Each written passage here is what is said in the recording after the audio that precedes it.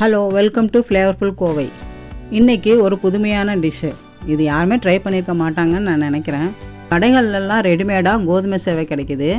அதை வச்சு தான் இன்றைக்கி ஒரு புது டிஷ் உங்களுக்கு நான் செஞ்சு காமிக்க போகிறேன். இந்த கோதுமை சேவையை நல்லா கழுவிட்டு ஒரு 10 நிமிஷம் ஊற வச்சு தண்ணி வடிகட்டி எடுத்துக்கோங்க.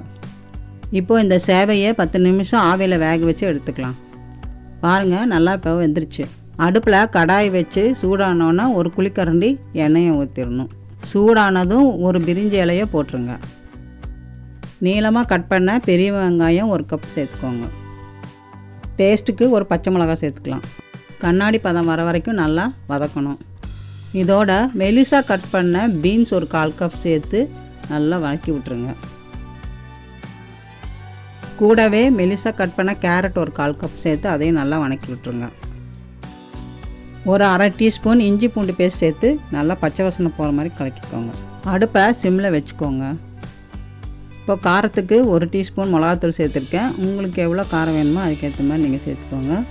ஒரு 1/4 டீஸ்பூன் மஞ்சத்தூளும் சேர்த்து நல்லா வதக்கிடுங்க. நல்லா பச்சை வாசனையெல்லாம் இப்போ போயிடுச்சு. ஒரு சின்ன தக்காளி எடுத்து பொடியை நறுக்கி அதையும் சேர்த்து நல்லா வதக்கி விட்டுருங்க. அடி பிடிக்கிற மாதிரி இருந்தால் கொஞ்சமாக தண்ணி ஊற்றி நல்லா இப்படி கலக்கி விட்டுட்டிங்கன்னா அந்த அடி பிடிச்சதெல்லாம் சரியாயிடும். தக்காளி நல்லா வெந்துருச்சு. இப்போது ஒரு கைப்பிடி கொத்தமல்லி புதினா கட் பண்ணி சேர்த்துடலாம். ஒரு 1/4 டீஸ்பூன் உப்பு நான் சேர்த்துருக்கேன். உங்களுக்கு எவ்வளோ உப்பு தேவையோ அதுக்கேற்ற மாதிரி போட்டுக்கோங்க.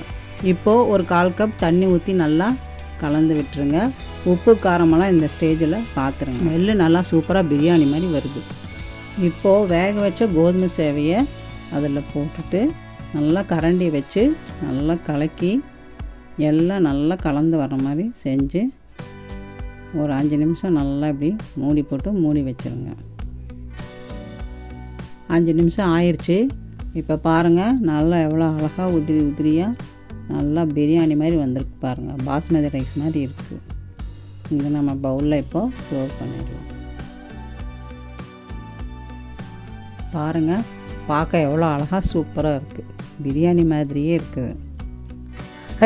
என்ன செய்கிறீங்க? பிரியாணி மாதிரி வாசனை வருது.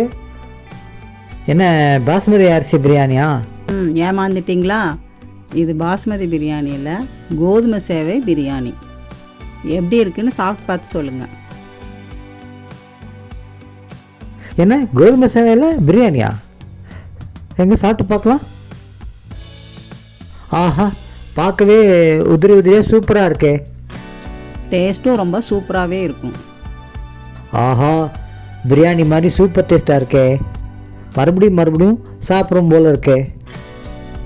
ஆஹா, ரொம்ப சூப்பர். ஃபுல் பிளேட்டு நானே தான் சாப்பிடுவேன். பார்த்தீங்களா, இவரே நல்லா இருக்குன்னு சொல்லிட்டாரு. அதனால் நீங்களும் இதே மாதிரி வீட்டில் செஞ்சு எல்லாருக்கும் கொடுத்து அசத்துங்க. இந்த வீடியோ உங்களுக்கு கட்டாயம் பிடிக்கும்னு நினைக்கிறேன். என்னோடய சேனலுக்கு லைக், ஷேர் அண்ட் சப்ஸ்கிரைப் பண்ணுங்கள். தேங்க்யூ.